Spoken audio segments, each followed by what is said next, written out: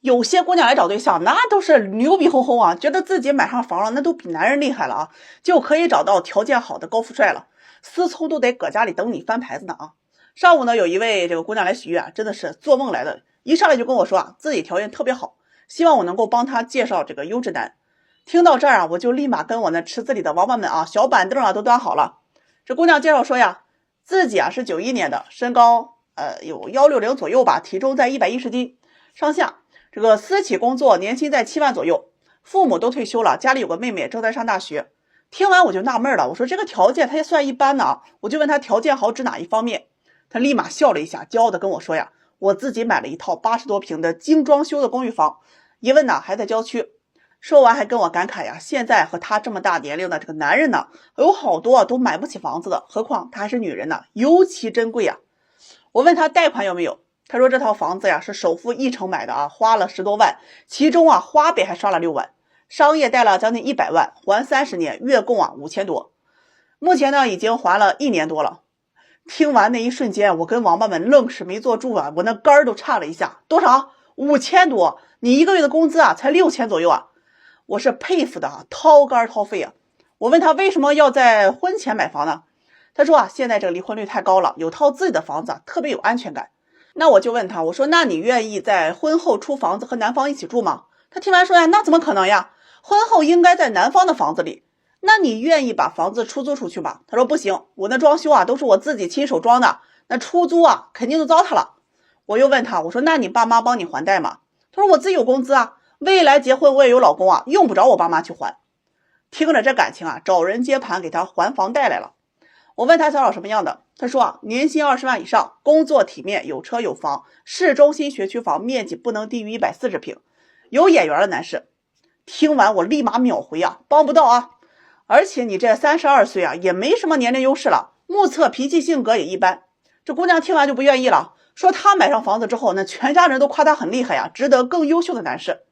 我问他，我说有一位男士啊，年薪20万，硕士学历，国企做管理的，他房子有140多平，但是有房贷，需要还20年，月供7000多，你愿不愿意？他一听啊，那不行，他房贷7000，再加上我房贷5000，他一个月就要还1万多了，年薪20万根本就不够，这日子还怎么过呀？哎呦，听完我就笑了，人家男方也没说给你还房贷吧，他却理直气壮的跟我说呀，凭什么不给我还贷啊？那不然干嘛要娶我呢？听得我也是不爽，就给怼回去。你看看你自己，拿全家之力咬紧牙关付了1成首付，每个月那点工资啊，还贷都费劲儿，花呗信用卡都刷爆了吧，还幻想着用名下有房来锁定更高阶层的男性，你不是在做梦吗？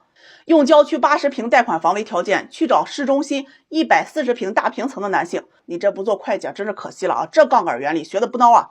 你买的房子一没用来夫妻共同使用，二没有出租收益，男方却要替你承担贷款风险和政策风险，这男方要么是爱你至死不渝啊，要么就是个傻缺啊。现在很多姑娘都愿意婚前买房，可以啊，但是你得先解决好你面临的现实问题。如果你有能力全款买房，结婚前自住，结婚后用来出租，给家庭的总资产还增加一份不动产，每个月还都有租金收入，又或者你付了首付，而且单位的这个公积金啊能够覆盖月供，相信这2种情况不会有任何男性不喜欢，而且你还能在婚恋市场上提高自身筹码。反之，贷款30年，月供几千，还幻想在婚恋市场去找年薪20万以上的男人结婚，这根本不现实。人性啊都是自私的，恋爱需求的是情绪价值，婚姻啊本就是经济利益共同体。30年那可是半辈子替你还贷啊，那真的是上辈子欠你的啊，这辈子给你啊做牛做马。这上午有一位相亲男士来找我找对象啊，简直了，2个多小时呀，把控全场呀，狂嗨2个多点，简直是啊狂拽炫酷邪魅霸道。哎呀，我捧哏捧的太累了啊，最后不得不打断他呀。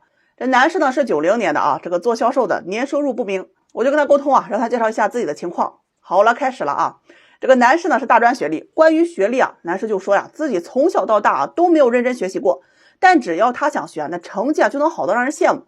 曾经有一次做数学题啊，他自己一下子就想到出了4种的解题方式，而那道题呢，他们全体的这个数学老师啊和学生啊都做不出来，这让老师们很没有面子啊。从此啊，这个数学老师就针对他，给他穿小鞋儿。总而言之啊，简直就是天赋异禀，人间罕有的读书奇才啊！但由于啊自己看不上数学老师，再加上这个数学啊只做难题，导致最后啊自己高考失利啊，才考了40多分，只能上了个大专。如果当时再努力一点，这北大清华对他都不是问题。哎，学历这事儿我大概是清楚了，我就问了他一下这个工作情况跟年收入这一块。他呢先是又从大学铺垫了一下虽然是专科，但是他依然天赋异禀从来都不去上课，考试成绩那牛的都不行接着呢才讲到工作，他做销售的，那业务量那是全公司最高呀，业务能力好到一塌糊涂。但因为受不了自己年纪轻轻赚太多钱就跳槽去了隔壁家的健身房。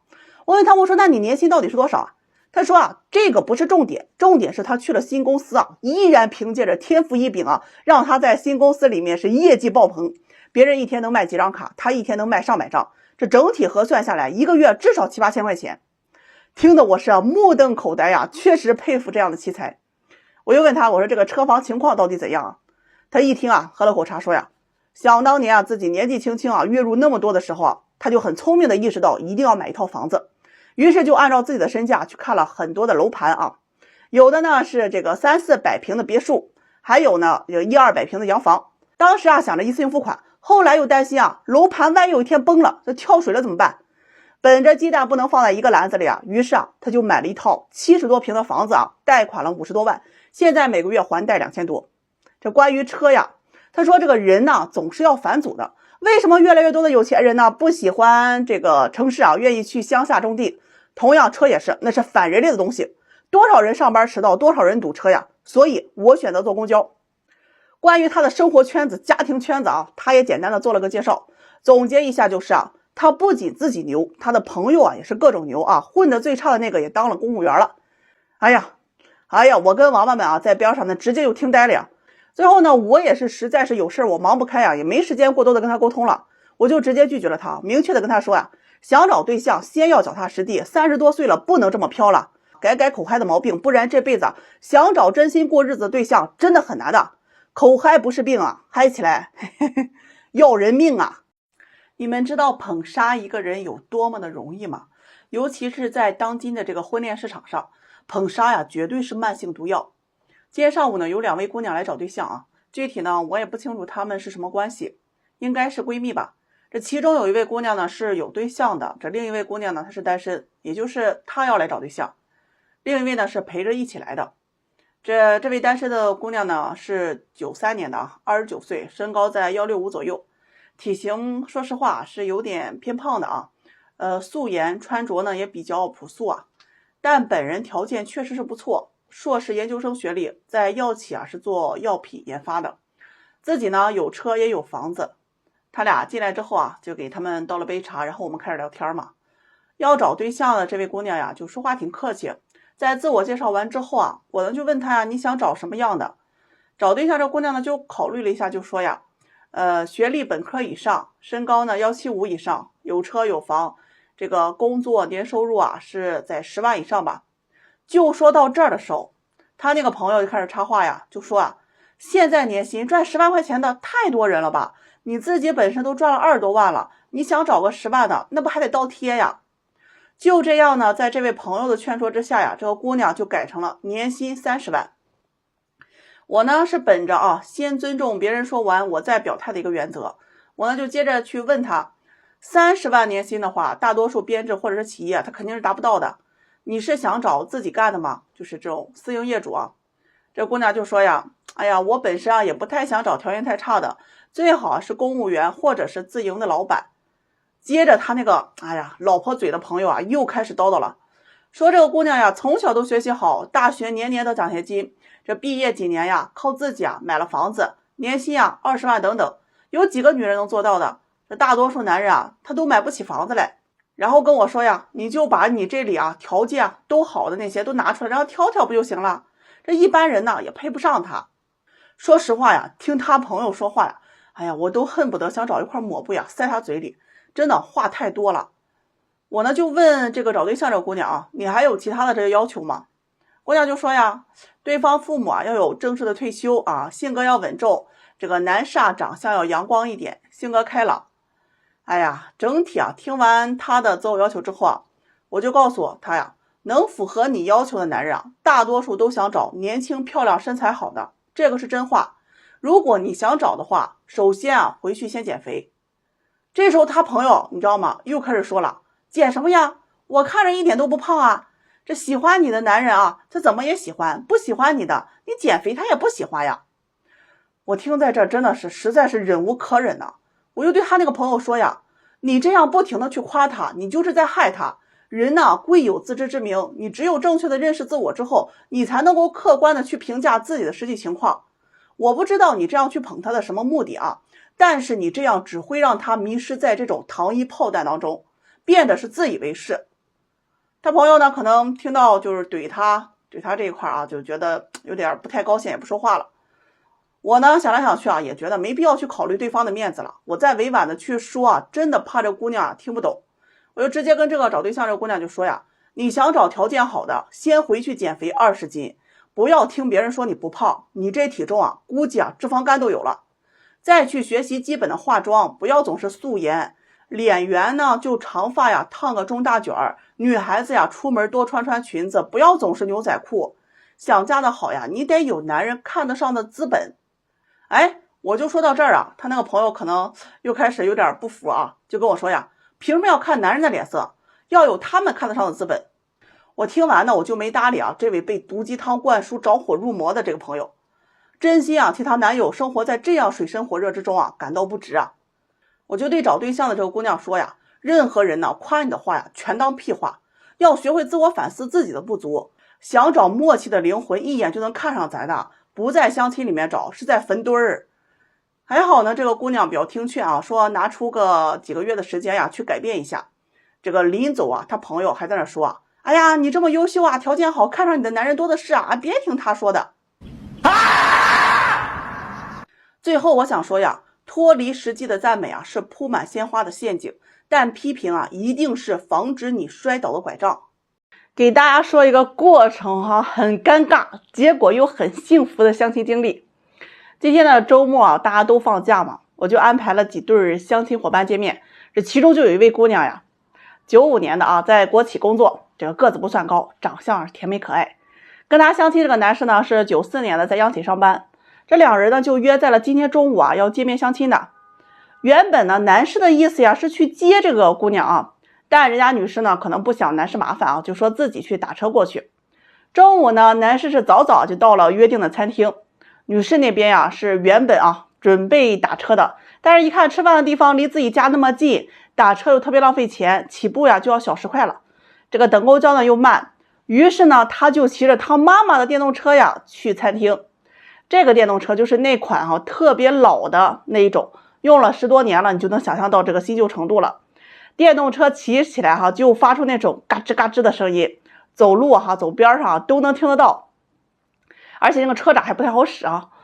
这到了餐厅啊，这个姑娘呀就找了个偏僻的地方停车，怕被男士看见嘛，毕竟人家姑娘啊这个面子薄。这进去餐厅啊就给男士打电话，看到男士在角落里等他了，就这样两人呢就顺利的见面了。吃饭过程呢也算是比较顺利啊。原本的男士想点4、5个菜，但是这姑娘呢就觉得有些浪费啊，就要了2个菜1个汤，一人呢1碗面条就吃了起来。这个男士就通过这一点就对这个女士的印象特别好。两个人呢从工作聊到生活，聊到这个家常姑娘呢也是越聊越开心。男士这边也特别绅士给女士又倒水又夹菜，也是嘘寒问暖。原本呢想着一切都是很顺利的，回家之后两人就慢慢发展感情嘛。老天爷他一般都不太会随你的心意。接着就发生了很尴尬的下面这一幕。这吃完饭男士说送姑娘回家，这姑娘就想着哎呀我电动车还在外面对吧，赶紧就说不用了不用了，又很好面子的就说自己叫车了这车等会儿就来。就这样呢，男士是先走，女士在店里去留意着男士走了之后就赶紧出门去找自己的电动车。饭店门口是有那种停车的这个门禁杆的有车的大家可能都知道，就是车出去都是要扫码交费的，在门禁杆旁边有一个这个行人可以走的通道。这个姑娘就骑着这个电动车裙子全部挽起来，坐在屁股底下伴随着这个车子嘎吱嘎吱的伴奏。刚刚骑到门禁杆的边上就听到一个男士给她打招呼，我们又见面了呀。姑娘回头就看见相亲男士在车里正在扫码付停车费。她呢赶紧把裙子给揪下来，就特别尴尬的笑笑说你还没走啊。男士就说我刚才有事儿来。这付完钱出来之后啊，男士就很高情商的说了一句话，顿时让这个女士呀是好感爆棚。男士就说呀，哎呀，你看你真聪明啊，骑个电动车比开车快多了，还凉快。女士听完呢就很尴尬的笑了笑说，哎，对呀，我家也近，骑个电动车呀一会儿就到了。说完呢，这个姑娘呀就赶紧啊就说了个再见啊，骑着电动车嘎吱嘎吱嘎吱的就回家了。哎呀，那一路上啊她就觉得太尴尬太丢人了。回到家之后啊，这个姑娘是欲哭无泪啊，谎言被揭穿，觉得太丢人，而且骑个电动车呀也太跌面了。她不好意思联系男士啊，就把这个过程跟我说了，说自己啊把相亲给搞砸了啊，自己啊很喜欢男士，但是啊男士应该啊不喜欢她了。我听完真的是哭笑不得呀。那我就去打电话给这男士啊，男士人家也笑着说呀，自己很喜欢这个姑娘，不装不做作，而且很大方，知道过日子，而且呢这个人呢也很温柔啊。至于骑电动车呢，反而给他留下了一个很好的印象。男士说呀，自己喜欢她，而且这个姑娘呀我追定了。听完呢，我心里啊就觉得哎呀很甜呀，就是不论你觉得再尴尬的事情，在有爱的人眼里啊都是你的可爱之处。这听着男士啊处处去维护这个姑娘，夸这个姑娘，真觉得这个姑娘呀这次啊是遇对人了。喜欢你的人，你的缺点在他眼里啊那都是优点，不喜欢你的人呢，在他的眼里啊只能看到他对你的厌烦和嫌弃。真的是一波未平一波又起啊。这昨天下午呢接到一个姑娘电话，原本已经订婚的小两口呀，这男友突然提出来是坚决要分手。姑娘呢就哭着给我打电话呀，说让我去帮她挽留这个男友。这个两人是去年夏天认识的，男女双方呀都是26岁啊，都在事业单位里，也算是门当户对，私下里互相联系都不错。这今年过年呢，两人啊就见了父母，彼此也都有好感。五一呢假期是订了婚，准备9月份结婚。订婚当天呢，男方也是给了订婚彩礼10万，另外呢给了姑娘3万块钱用来置办3金的，一切都很顺利，就等着结婚了。这1周之前男士的妈妈在家里看手机，无意之间呢看到了这个姑娘的朋友圈，里面就有一个视频是他儿子给这个女方下跪的视频。这个男士的妈妈看了之后就特别生气立马打电话问儿子，说这怎么回事。这儿子当时就说当时自己下跪是因为两人因为小事吵架了，这个女友很生气要求男士是下跪道歉，不然呢就分手。所以男士为了挽回感情呢才下跪磕头道歉。至于拍摄视频一事男士就表示自己根本就不知道，也没有看到这条朋友圈，因为女友是背着自己发布出去的，并且是屏蔽了他。男士的妈妈就非常的生气要求男士立马跟女友分手，不管是否订婚，坚决不能在一起。小两口闹归闹，但是视频发布到网上，这就是另一码事儿。这当天晚上男士妈妈就打电话给这个姑娘说自己看到视频这个事情了。起初呢，姑娘也觉得没有什么事情，只是解释两个人就是开个玩笑而已。随着争议越来越激烈，这个女士就直接说自己发不出去怎么了，又没有少她1斤肉，至于这么斤斤计较吗？男士妈妈听完之后就坚决表示两人必须分手，就这样挂了电话。这个姑娘就特别委屈跟我联系说不就是一个破视频吗？有必要闹成这样吗？都已经订婚了还要去分手，心眼太小了吧。我接着呢就电话联系了男士和家长男士那边的回复就是坚决要分手，包括男士本人也觉得女方背着他发布这个下跪视频这个事儿做得太过分了，他自己就有点受不了。姑娘听完他们的回复之后是越来越生气，不停的打电话给这个男士，说如果不结婚的话，彩礼钱我1分不退。挂了电话之后呢，姑娘就开始跟我哭诉自己并没有做错什么，为什么要这样对他。知道事情的来龙去脉之后我就对这个姑娘说姑娘，这段婚姻你是真的挽回不了了。他能给你下跪是因为他放下尊严去爱你，但是你却践踏他的尊严去炫耀他爱你。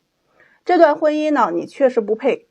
如果你是我的女儿我会恨不得打你一顿，教育你做人没做好。如果男士是我儿子，我会打他一顿。一个大男人了，这么不争气，性格懦弱也就罢了，还眼瞎，是个人就想领回家。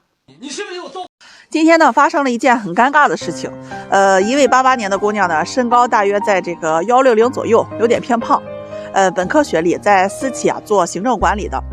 她呢来找对象，说自己有些着急，亲戚家的这个妹妹都结婚了，有孩子了，都会打酱油了，说自己也不想再耽误了，想抓紧找对象。问他想找个什么样的，他说自己要求不高，就2个条件。一呢是想找市里有房子没有贷款就是全款。2呢是想找工作稳定的，要求是事业编或者是体制公务员，年龄和自己差不多就行。这个时候旁边一位这个98年的姑娘她就听见了。她呢是这个本科学历，身高大约在165左右，年轻嘛，衣品也不错，也会打扮，在这个国企上班。她呢就对这个88年的姑娘说呀，你要求条件怎么这么高呀？有多少男的房子是全款呀？那公务员他也不多吧？我找本地有房子的，有贷款我也接受，工作稳定就行。听的这88年的姑娘是立马就着急了，好心劝起来这个98年这个姑娘，你太年轻了，你不知道物质条件对婚姻有多重要。你要找个有贷款的，那婚后你们还要一起还房贷，以后生了孩子每个月都要用钱，压力会很大的，你的生活质量是直接就下降了。还劝这个姑娘说找个有钱的或者是有权的，现在男人都靠不住，万一哪天他对你不好，你起码还有钱花，总比嫁给个穷鬼好，最后离婚什么也没有，白白付出了几年青春。这98年的姑娘听了之后也是丝毫不客气，就直接怼了过去，说大姐你怎么这么有经验，到现在还没有嫁出去？你比我大了整整10岁，还在私企做行政，你也没有比我优秀吧？长相身材也不如我，要求却比我高那么多，你本来就是个失败的例子，为什么要劝我怎么找对象？听的那个88年的姑娘是面红耳赤特别尴尬。我听了心里是直夸这个98年的姑娘三观真的特别正。很多明明自己就是婚姻失败者却出来散播这个毒鸡汤，给未婚姑娘的几条忠告，说婚姻不幸福，没钱的婚姻更不幸，几婚离了都能找未婚的。还有那些说着千万别委屈自己别将就，造成了很多的这个未婚姑娘的择偶标准是越来越夸张，彩礼呢是越来越高，变着法想占男人便宜，一边想要女权呢，一边又想什么都不付出，坐享其成，不劳而获。那些毒鸡汤是让结了婚的想离婚，未婚的呢不敢结婚，真的是害人不浅。还有那么多的姑娘信奉为真理，找对象呢都是眼高手低，不看自己是几斤几两，天天都是在做白日梦，以为自己是个仙女，满大街的男人都喜欢。真想对这位88年的这个大龄姑娘说你算计的那些你看不上的男士他们也看不上你，而你想认识的那些男士他们更看不上你，你再这样挑三拣四真的可能要孤独终生。大家一定听说过这个说法，就是中国单身人口超过了2个亿，男单身呢是比女单身多了3000多万。昨天呢我是看了一篇文章呢，显示就是首先呢是外国的女性是有很多呢是加入到中国，其次呢女性的寿命是比男性要长5年，所以中国男女比例实际整体是女多男少。这其中呢有至少5000万呢是老年单身女性，另外呢还有几千万职场女性是散落在这个机关单位，你像外企还有国企、私企等等。而大量的这个单身男士就主要集中在这个农村，致使目前呢形成了3大光棍体系。一是呢农村男光棍，2是职场女光棍，3呢是老年的女光棍。因为大多数这个女光棍找这个对象条件真的是高的吓人，要房要车要存款，男的呢又结不起婚，女的呢又不想嫁也不想将就，所以这3大光棍群体就没有办法去调和，前景呢就十分的堪忧，只能眼睁睁的看着别人是一对对的成家，自己因为呢错过找对象最好的这个时机而成了大龄光棍。现在的养老院也是越来越多了，光棍抱团养老也成了一种新的这个赚钱思路。若干年之后他们都在这个养老院里面相见，但是无儿无女养老院收不收那还不一定。我经常劝那些不论男女能早婚就早婚，因为当你结婚的时候年轻就是你最大的资本，尤其是这个女人，当你事业做到比男人还优秀的时候，你相亲就会发现你原本引以为傲的那些能力男人都不会看一眼，你认为的这个车房你自己都有，但是在多数的男人眼里他们并不在乎，更多的就是想找那些年轻性格温柔，而不是找事业型还有强势的这些女人。男人越早结婚呢，你们就会越容易摆脱以后这个光棍的风险。年轻你们遇到的女人呢，她们可以追求爱情，不看车不看房，看中的可能就是你的某一个点，只要你疼她就可以。如果你错过了，那你就要去面对现实，彩礼啊、车房等等。所以啊，单身伙伴们趁着年轻啊，就抓紧结婚吧。中午左右啊，来2个姑娘来找对象，特别有意思啊，一先一后。一位呢是93年的本科，是个企业的金领，年收入在15到20万左右，身高呢有170啊，身材匀称，就特别有一种御姐范儿。这后面来的姑娘呢是96年的国企会计，年收入在8万左右，这个长相又比较清纯一点。这2人呢是差了半个点啊，先后来的。93年的姑娘呢就想找那种全款车房，年收入10万以上的。96年这个姑娘呢就想找本地啊有房子，可以接受贷款，年收入在8万以上，就是比他高就行。他们俩在这个选这个男士资料的时候啊，同时看中了一位男士。这个男士是92年的啊，身高185，自己创业做互联网工程的，年收入在20个以上至少吧，长得很斯文，戴个眼镜啊，也是有车有房，但是房子呢是有少量的贷款。这为了避免尴尬啊，我就去了另外一个屋去联系这个男士。那讲究这个先来后到嘛，我就先介绍了93年的这个女士，还没等说完，人男士直接拒绝了，理由是呀，这个太优秀了，有些配不上。这介绍96年这个姑娘的时候，人家男士就说呀，哎，可以认识一下。然后结果大家都知道了嘛，一家欢喜一家忧啊。96年姑娘呢是一蹦一跳啊，捂着嘴啊，笑着说呀，等待这个2人见面通知啊，然后就走了。这个93年这个姑娘呢就坐在了椅子上啊，低头啊，就是跟别人聊天嘛。我寻思啊，是不是在骂我呢？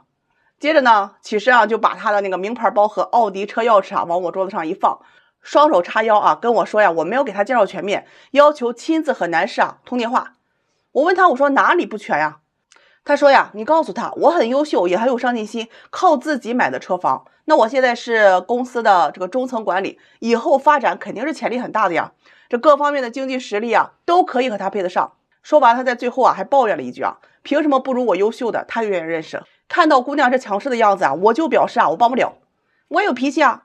不一会儿呢，就有人给他打电话啊，他接着拿着包他就出门了。我承认这个姑娘优秀不假，社会上也有很多这样优秀的女性，她们大多数都是学历高，工作好，赚的也多，那自己买车买房。但这只是啊从社会劳动力市场评价一名劳动力优秀的标准，而不是婚恋市场上来评价女友或者妻子优秀的标准。劳动力市场呀，看的是你作为员工能给公司创造的效益，而婚恋市场更注重的是你作为一个伴侣的反馈，你的外形、长相、性格、脾气等等。你觉得很优秀的地方呢，在别人眼里啊，可能是关我屁事儿。何况很多姑娘的能力啊，也只是比普通姑娘好那么一点而已，实际上也没有高到让男人趋之若鹜的程度吧。另外啊，对于某些高要求、高条件的优质姑娘们，你扪心自问啊，你再成功、再会赚钱，可你赚的钱你会拿给男人花吗？这是一个很现实的问题。有些女生啊，虽然有钱，但是她不愿意给男人花，也不愿意拿来养男人，她只要求啊，男性比她更加有钱才能够配得上。所以啊，有钱的是你自己的事儿，是利己而不是利他，并不是普通的姑娘就可以找到好对象，而是她们知道自己不够优秀，更加的谦虚低调、温柔、包容力强，那更加去崇拜对方，在婚恋当中不摆架子。反观有些优质女生的态度啊，总是很高冷、很傲慢，好像别人该你300万，你来要债是怎么地？哪个男人能受得了呢？这就是为什么在婚恋市场上，明明一些条件普通的姑娘，却总是比那些条件优秀的姑娘们嫁得要好。最近找我许愿的伙伴们啊，是越来越多了。那许愿池里面的王八，他都听不下去，都离家出走了。今天给大家分享一个征婚信息啊。此条视频呢，无房无车身高不够的男士们啊，得罪了，请绕道而行，因为这条征婚呢，跟你没关系。一位远在成都的姑娘，跨越了半个中国 IP 啊，找到了我。这个93年的本科学历，从事设计工作，身高呀不到160，身材有点丰满吧，外形呢不算男士啊，很有眼缘的一类。他就给我发信息啊，问了我一个很深奥的问题，也是困扰他多年的问题啊，就是他为什么嫁不出去？相亲呢有4、5年了，就是找不到。那他的择偶要求跟我一说完呢，我就明白了这哪里啊出了问题。经过他本人同意呢，我分享出来给大家念一下。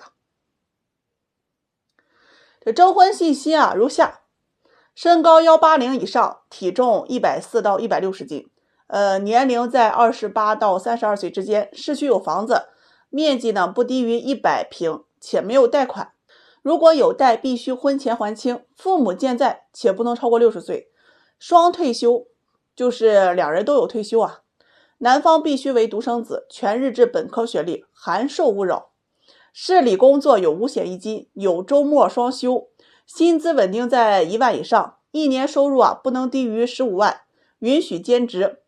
这个约会恋爱不能低于1年，开销男方承担。另外颜值这一块不要太难看，性格要活泼幽默，处理事情要有情商，等等等等。后面省略800字我念不下去了。作为红娘呢，我应该心地善良，有耐心。对待这样的要求一定要体现出我的爱心来。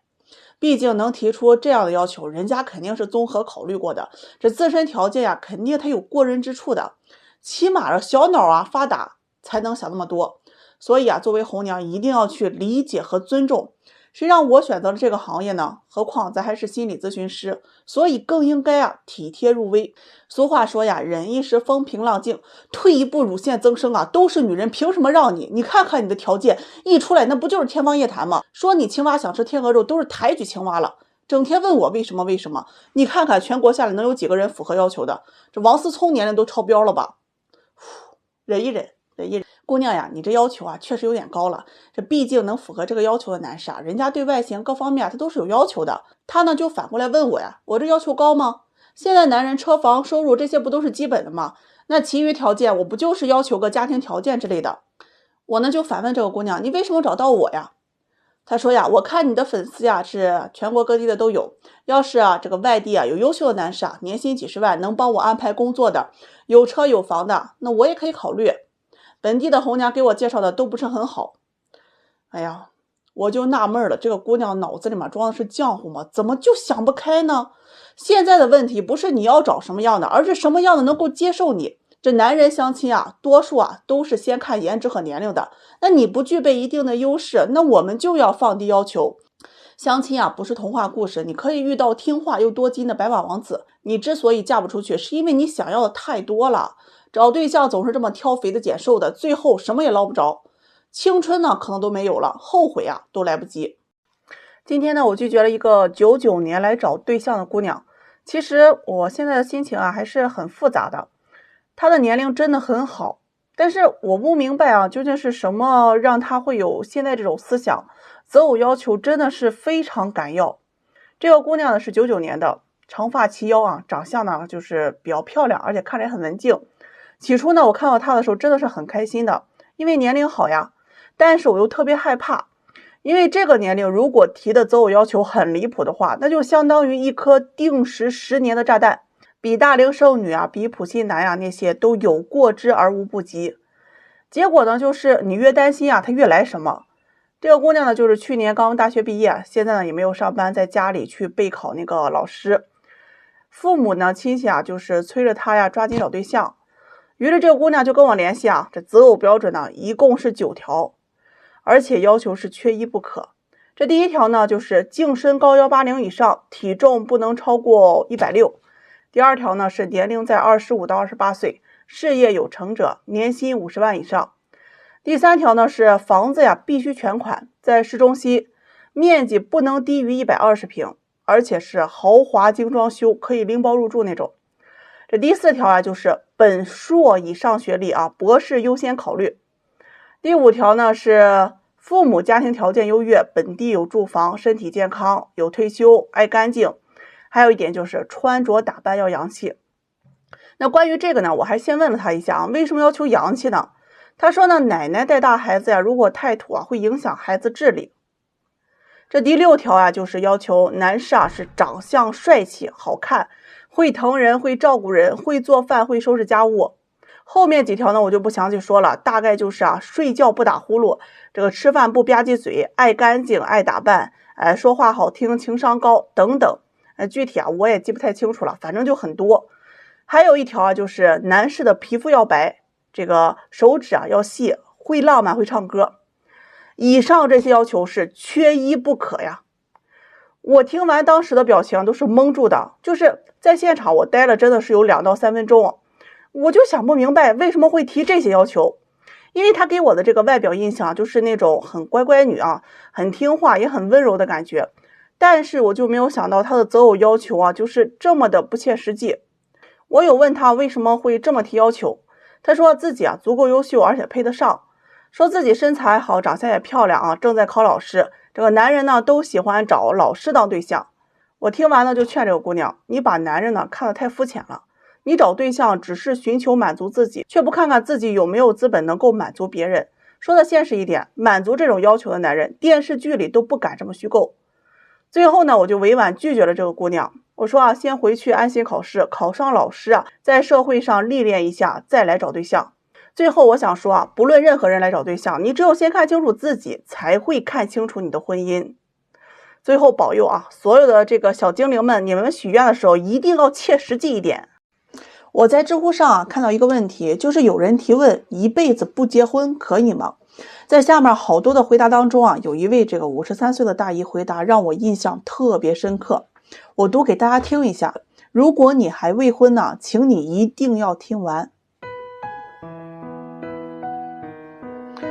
我53岁了，可能是回答这个问题当中啊年龄最大的。我的工作呢是公司主管，工资呢不高呢也不低。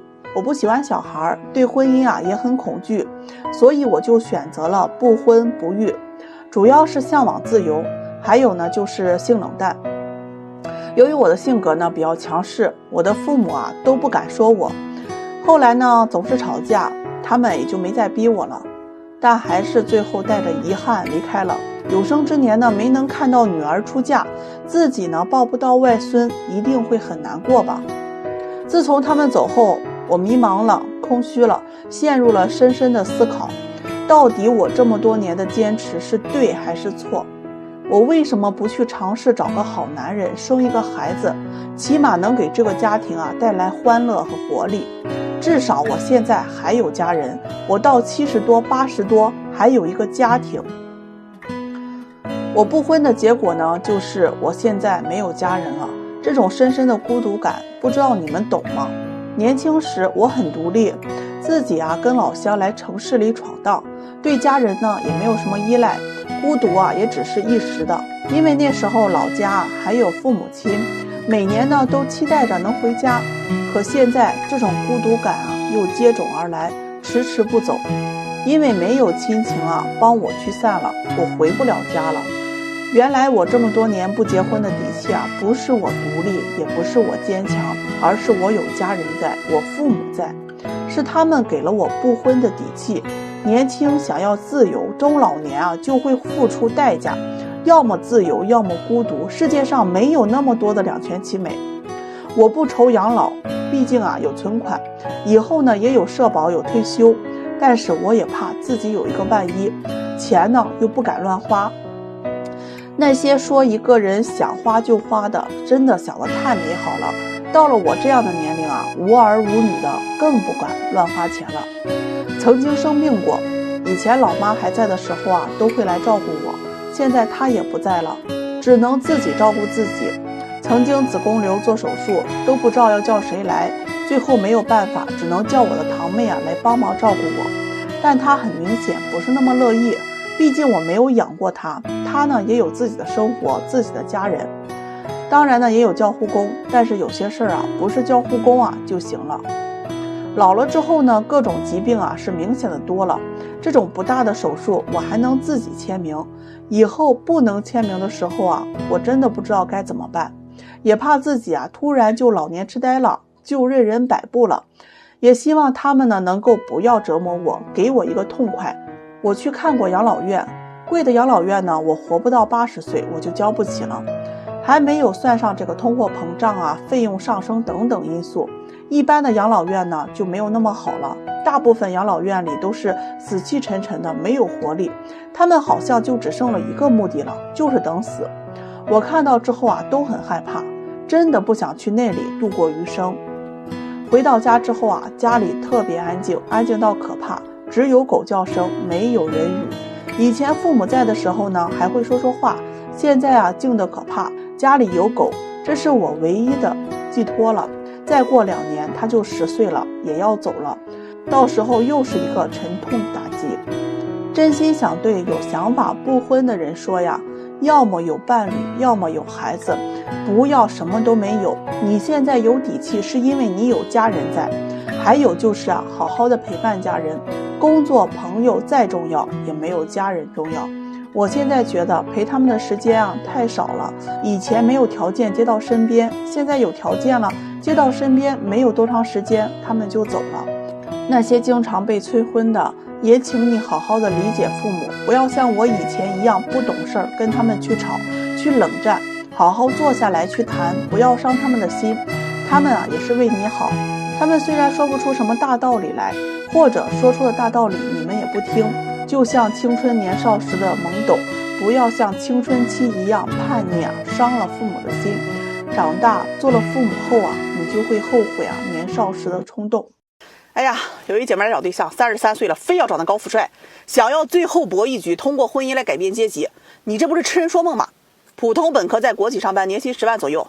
确实是单位好，待遇也不错家里给他买车买房了，就是因为这些在他看来很好的条件，那择偶要求那都是一路飙升高的离谱。有多高男方必须小1岁大5岁以内的未婚男，身高不能低于180，长相得阳光帅气年收入税后必须得100万我的肝儿吓一跳。房子必须市中心，全款多套，他的车是个奥迪 A4 对方车子就不能低于 BBA 这个档。你要说你是入门级的30-40万的，那不行，你得70-80万以上才能入他法眼。就这要求持续了，找了好几年都没找到最近才反应过来找不到，择偶要求才有所微调想找一个男方帅气多金车房有就可以了。他说挺中意一位男士30岁的公务员，父母都是体制单位的，长得挺好看的男士，有车有房，他特别想认识。他觉得虽然条件没有他想那么完美，但是可以妥协我这一看直接给他回绝了，你这不做梦吗？你没看人男士的择偶要求25岁左右的，工作稳定，长相甜美的女孩子吗？他就有点强词夺理你这意思说我老吗？你可以问问别人多少人说我长得跟大学生一样。我这一听我可没说你老是每个人择偶要求不一样，人家就想找25的，你33，这事他也不成吧？气得他非给我整一堆这个美颜，证明自己的颜值。我这一看10年前出厂的车，你跟我说你要卖新车价，你觉得是买家疯了还是卖家疯了？再过几年停水停电，那发动机也要漏油了吧？给他气的说我物化他。我可没有理儿就这样的。你现在择偶不能看你自认为的优点，而是要看你自己的缺点，别人能不能接受。年龄大还有点不自知脾气我瞅着还有点急，还有点鼻孔朝上，看不上人男人80%就得跑。他听完这语气放缓了，说自己也知道这年龄大了不占优势，但是也不是非要找个条件好的，起码这个男人有点优点吧，值得他嫁吧。我问他你说的优点是什么？他看了我一眼，特别犹豫说要么是自己喜欢的合眼缘的，要么就是有钱能给他物质保障的。你看说白了，就算一个人的人品再好，丑和穷还是入不了你的眼。这姑娘说他也是看人品但是必须条件在前面。最后还是非常强烈的要求我给这男方回个电话，说给男方他照片看看，他是长得漂亮颜值高，万一人男方心动了呢？为了让他有自知之明省得他说我骗他呀，我就开免提问人男方的意思我那条件我都没介绍完，男方一听这年龄说不想考虑了。我说女方还是比较显年轻的人男士直接来了句现在不是他年不年轻的事情，而是好多25-26岁的女孩子喜欢我，也有很多漂亮的，我为什么要选择一个年龄大的？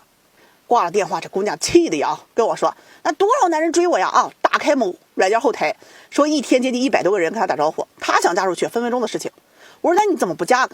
无非就是那些舔你的都是些条件不好入不了你法眼的男人罢了，你有什么值得炫耀的？在婚恋市场上，普女想要嫁给普男只要你条件够可以，你什么都不需要做，甚至还可以要求各种各样的要求来筛选这些男人。但是普女你想要嫁给有钱男人，你要找你自己的资本。现在婚恋市场多现实择偶都要看性价比的。你想高价，你得看你有没有高价的资本，你没有资本却空谈爱情那都跟做梦一个样的，不现实。我和你们说句实话，为什么有些女人总想嫁给有钱男人，轻视那些他们看不上的男人，不把男人的付出当回事认为那些男人对自己如何的好都是应该的？那是因为他们都是一群被他们认为屌丝穷男人惯坏的女人。你要知道真相就是他要是能够和成功的男人在一起根本不需要这个男人送任何东西，也不需要这男人给任何礼物，更不需要去哄他，也不需要去跪舔，只要阶层够高，爱情不是问题。但你也要看自己配不配，不配就别幻想着靠着婚姻去改变阶级，不如脚踏实地的去找份爱情好好过日子吧。刚刚我去给人提亲回来了，浑身乱糟糟的，就觉得这个头发昏，四肢无力，喘不动气，特别憋得慌。刚才去药店量了一下血压还好，一切都正常。我也算是那种见过大风大浪大场面的人毕竟提亲的次数多了。这提亲是啥情况都有我都见怪不怪了。这男士呢是90年的，女士呢是92年的，两人呢是在我们这个自己这个线上平台上认识的。这网上聊得挺好，后来呢就互相加了微信，互相彼此喜欢，一来二往，两人就这么成了。男士是在汽配厂工作的，这个姑娘是在超市里面上班。我特别要夸一夸这姑娘人家这个人特别好，性格特别温柔。他们俩还没结婚但是他们俩会有一个共同的银行卡，这两人发了工资都是3-7分，70%都存到这个卡里面去，说要一起在结婚之后这攒了钱给家里用的。这个男生也没给姑娘买过什么东西，人家姑娘也不要觉得有点乱花钱嘛。这不马上年底了双方父母的意思就是要见个面过来谈谈两家要定个亲。男方呢就委托我帮忙去提个亲。那我们这边请媒人提亲会是比较正式，而且还能控制某种激烈的局面。至于啥局面大家也是懂的。这今天呢我就去了一趟女方家里人家女方家呢是在这个城中村，这个女方父母都在。说明来意之后大家也都开门见山也不墨迹，直接说重点，那就是彩礼。女方父母跟我说彩礼要10万，而且会陪嫁回去。我一听我就问他们是陪嫁10万吗？女方父母接着笑起来就跟我说开什么玩笑，彩礼是彩礼，陪嫁是啥我们说了算。我问那具体是个啥我这边来写礼单呢。这大叔性子比较急就先说话，如果给我们10万彩礼，我们就给他陪嫁5个家电。这话还没等说完女方妈妈的胳膊肘是立马就怼了过去，啥5个你说了算了。然后转过来跟我说就陪嫁3个家电，还嘱咐了一句放心都是最好最贵的。我当时我就觉得有点懵因为这个男方家里他是已经装修好了，而且已经住上人了，怎么也不可能缺家电吧？难不成要买个电饭锅吗？真的是想啥来啥这大姨跟我说那既然家里都装修好了，那咱们就缺啥买啥吧，给买个洗碗机，买个电烤箱，还有一个电磁炉。这大叔在旁边就有点看不下去了就喊着说哎呀，你给置办好一点的吧，别整一些锅碗瓢盆的。然后大姨听了就很生气别胳膊肘往外拐，你出钱还咋地？大叔听完可能就兜里没有钱一声不吭上一边去了。这大姨就开始解释哎呀，我们也想买冰箱洗衣机那他们现在都有了，我们只能置办一些日常都用得上的。你看这个洗碗机好的都要几万，还有电烤箱给他们买那种嵌在这个橱柜里面的那种大的也得好几万呢。要买个电磁炉寻思小两口你吃个火锅对吧，冬天他也用得上，还得要质量好的，也得小几千听完立马给我整不会了，这大姨可能觉着我们家没这些大家电是不？总之呢，按照大姨的算法，这些家电这3件套起码要5万。这喝了口茶之后就慢慢的给他们沟通这事儿他得磨男方的意思呢是彩礼是31800，也不需要女方来陪嫁。这女方父母听了就说那不得让人笑话死了，我就这么一个姑娘，彩礼还能那么低吗？如果不要陪嫁，那彩礼最低是88000，一分不少。我说大姨你看你要买这些家电它也得大几万了，按照10万给你，你手上剩下也就有5-6万了吧，你咋还越要越高呢？接着大姨就是一副我不管的样子。后面呢又沟通了一会儿还是不行。看着大叔我就有点希望寄托于他。人家大叔看了我一眼，直接转身去了屋里。看来这家庭地位是有点堪忧最后是好说歹说女方同意了6万6的彩礼，不给陪嫁。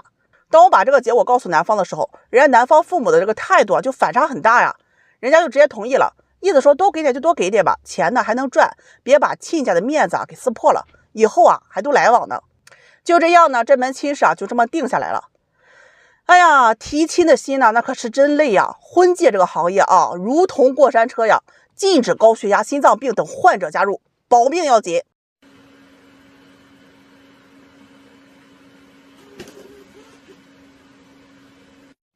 有一位男士来找对象我印象那是贼深呐。92年的本科，从事建筑行业的，感情路一路也是比较坎坷。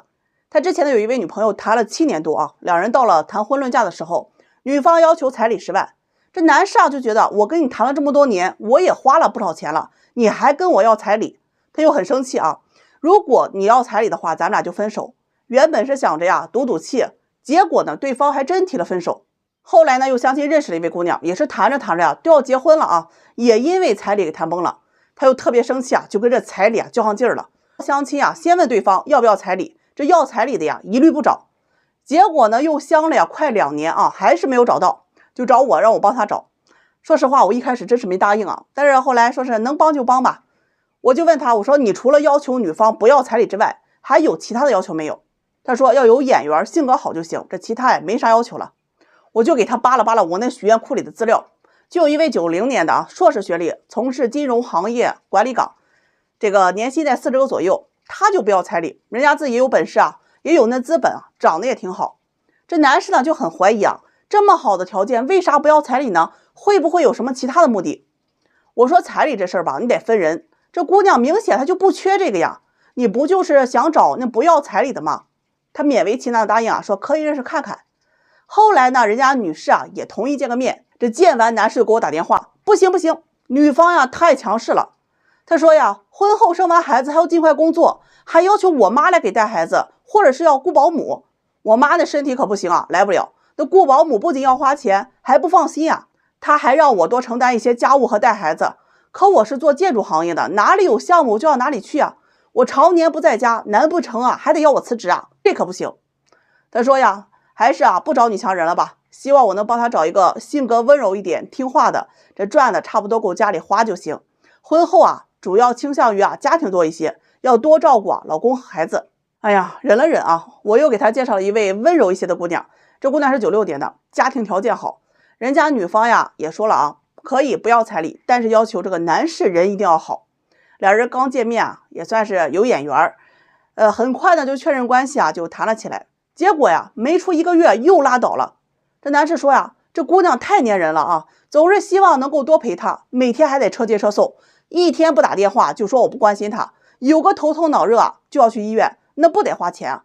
一吵架就哭，就得跟他爸妈说，做事情也太没主见了。最后呢，俩人也不了了之了。他说啊，自己想娶的女人是能够跟自己并驾齐驱，携手共创美好生活的，而不是处处都要自己呵护照顾的。哎呀，继续忍啊！又给他找了一圈，不是他觉得人女孩子胖，就是觉得女孩子矮，工作不体面，家庭条件太差等等。还有那带弟弟的啊，怕影响到他的家庭。终于有一位姑娘年龄大了他3岁，说可以接受不给彩礼，愿意跟他谈看看。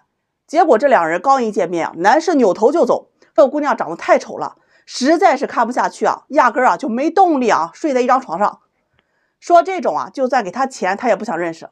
认识了这么一大圈啊，他跟我说呀，有没有个子高一些的，长得呀别太丑了，工作要稳定一些，产假呀最好能长一些，照顾孩子的。说完呢，又自我感慨，这一路走来呀，年龄又大了2岁，怎么找对象这么困难呢？最后发自肺腑的问我，到底是娶要彩礼的女人，还是不要彩礼的女人啊？哎呀，脑子是进水了吗？这么个简单问题都想不明白吗？对于这个男士来说啊，现在已经不单单是要不要彩礼的问题了，而是能不能找到的问题。彩礼那是社会问题，老祖宗那一辈就传下来了，比我那乌龟的命都长。你想改变彩礼现状，让女人接受不要彩礼啊，那恐怕就要等这辈子要彩礼那些人啊都得升天了。孙子辈看看有没有可能吧。你现在最大的问题啊，是在找对象太双标了，既希望女人能赚钱养家，又希望她能貌美如花，还得希望她能给你做饭养娃。她是百变金刚吗？这压根就不现实。这跟女人要找又帅又有钱又聪明又会哄人的男人有什么区别呢？这是梦游到我那许愿池里面喝水了吧？你搁那当喷泉呢？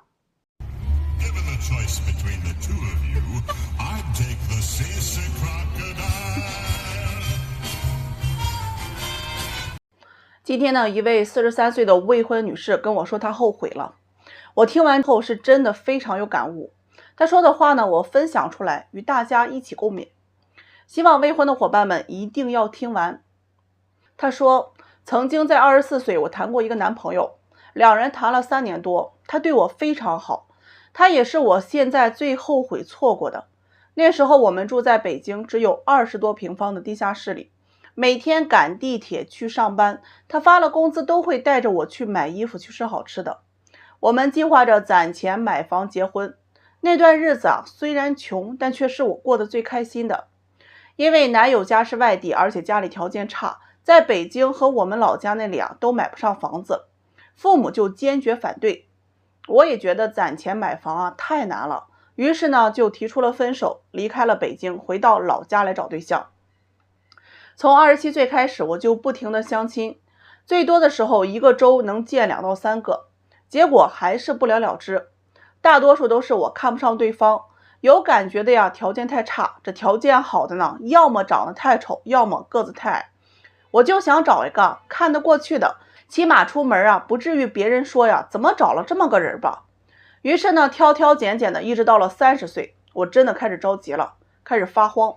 那一年呢，我遇到了一名同龄的船员，年薪20多万，有车有房，都装修好了且没有贷款，个子呢也挺高，我觉得各方面呀都凑合，我就开始试着和他谈恋爱，但却发现呢，他情商低，说话直，我生气了都不会吼，越谈越觉得他不是我喜欢的人，我们没有话可说，感觉就很尴尬。我于是提出了分手。那一年呢，我妈骂我说我挑三拣四，可我也只是想找一个我喜欢的。后面2年呢，我干脆直接摆烂，因为家里催婚催得我好烦，我干脆不想结婚了，摆烂吧，活着一天算一天。直到我33岁那年，母亲重病，临走之前呢和我说最后悔的就是拦着我，没有让我和第一个对象结婚。那个小伙其实他挺喜欢的，但是因为怕我结了婚吃苦，所以拒绝了。我听完呢，心里是五味杂陈，但是为了照顾母亲的感受我就跟他说，我本来也不喜欢那个小伙。最后母亲还是带着遗憾离开了。我开始悔恨，我已经33岁了，为什么还要去挑挑拣拣？和谁过不是过呢？之前好多物质条件也不错的，如今人家都结婚了，我却还高傲的单身着。接下来的2年，我进入到了疯狂的相亲阶段，到处请别人给我交对象，各种婚介，各种平台，我能去我都去，但是我还是没有嫁出去，因为大多数都是别人嫌弃我年龄大了，我再怎么精致打扮，依然掩盖不了眼角的细纹。还有那些不想找单亲家庭的，这是让我最受伤的，可是我改变不了别人的看法。后来媒人接二连三的跟我说现在没有合适的了，我知道他们已经不想给我介绍了。接着呢，我开始找离异没有孩子的，结果长得丑的我还是不喜欢，条件差的我还是看不上，我再怎么劝自己我都做不到。最后我们这边的媒人都传开了，都不愿意给我交对象了。我开始陷入了深深的恐惧当中，我错了，真的错了，希望遇到一位有感觉的就可以，我也不挑了，也不要求什么物质了。39岁那年，因为出差遇到了一位聊得来的男士，离异不带孩子，我以为爱情终于眷顾我了，却发现呢，对方有一个瘫痪多年的母亲需要照顾，我又拒绝了。直到今年我43岁了，人生过了一大半，我才知道我活的是多么的可笑。当初遇到的那些哪一个都比现在的这些男士要好。我后悔的不是自己到现在还没有结婚，而是我曾经过分的追求感觉和物质，导致我错过了很多。我希望那些正在相亲或者大龄的未婚姑娘听我一句劝，遇到一位对你还不错的，条件也可以的，能结婚就结婚吧。世上没有那么多的缘分可以遇见，年龄对女人来说太重要了。过了30，你就会发现你遇到的男人一个不如一个，不是让你将就，而是不想让你去后悔。希望你好好珍惜年轻的这段日子，找到幸福。我跟你们说我最抵触的就是跟二婚女打交道，我真的是要快哭了呀。就是你们根本就不知道他们的脑回路他们到底在想什么。你们出门遇着得小心点，指不定人家在梦游呢。上午就有一位离婚多年的女士梦游到我这里了，要找对象，36岁离异，有一个儿子跟着前夫，那她本身是不带孩子的，本科学历，在教育培训机构上班，据说是个校长，月薪在5000左右。咱也不知道这校长的待遇这么不咋地他呢是有车有房，长相普通，很瘦他上来呢也不墨迹，打开天窗说亮话，就想找条件好一些的，这车房全款是必备。男士要长得好，条件好，要么赚得多，要么工作体面有权利，年龄还得要30到38岁，未婚或者是离异没生孩子，年龄大的还不行，带孩子的也不行，他怕人家有家庭这麻烦事不断。我听到这些的时候，我的内心还是很平静的。那许愿池里的那些王八们他们也没什么意见，我们都见怪不怪了。这以前我还急得直跺脚，耐心去劝现在知道了压根就劝不动那咱就听热闹就好了。等这个女士终于说完了，我就问她，我说那你介绍一下你自己的情况，这优势在哪里？这有的姑娘她要求高但是人家她自身她情况好咱可不能狗眼看人低她说自己的优势在于身材好，经常练习瑜伽，这个比较自律，学历呢是本科，工作稳定，自己不带孩子，而且前夫也不需要他来出抚养费。父母在家里呢是种苹果的啊。我说挺好，那你要彩礼吗？女士听了说呀，彩礼肯定要的呀，这条件好的人家也不差彩礼吧。我第一次结婚的时候，前夫就给了10万，我也为了这个家呀操劳了不少。那二婚总不能比一婚还差吧？听完呢，我就对这个女士说呀，你还别说啊，这前些日子啊，真有一位女士和你情况差不多，37岁离异还带个孩子，本科学历在私企上班的，人家就找了一位34岁留美回来的博士，未婚在金融行业工作的，年薪都超过100万了呀。这2人结婚了，现在过得很幸福。女士一听就特别来劲儿这眼神是锃光瓦亮啊！真的呀？那还有这样的男士吗？我说我还没说完呢，人家女士父母经营家族企业，年收入少则几千万，本地一套别墅全款，人家说买就买，家里孩子都不用老人带，保姆都雇了好几个。男方给了彩礼100万，人家女方陪嫁车房，直接写男方的名字。那你有什么？你能给人家男方什么呀？女士听完就跟我说呀，那这种条件好的女的，那世上也没有几个呀。我一听，对呀，那优秀的男人他也没有几个呀，人家凭什么要娶你啊？大白天做梦还没有睡醒吗？要啥没有，谁给你的勇气让你这么敢提要求啊？人家条件好的，未婚的都一堆上杆子的，显着你了还？你以为多出那3000多万的男人是任你挑还咋地？你一听搁农村的，那甩脸子就走，你那2个眼珠子他都看不下去，都离家出走了吧？就剩你搁那瞎找的。你家厕所就穷的没水没镜子吗？动不动就要找条件好的有能力的。有些女士我一听这条件我都气得要命，明明自己段位很 low， 非要幻想着跨越阶级找对象，幻想着王健林当你爹。不是不能找条件好的，而是你得看看你自身的价值配不配得上这个要求有没有资本能竞争过其他的女士配不上呢，咱就悄没声的回家关门睡觉。王八们送客以后把门关紧点，这种人不让进。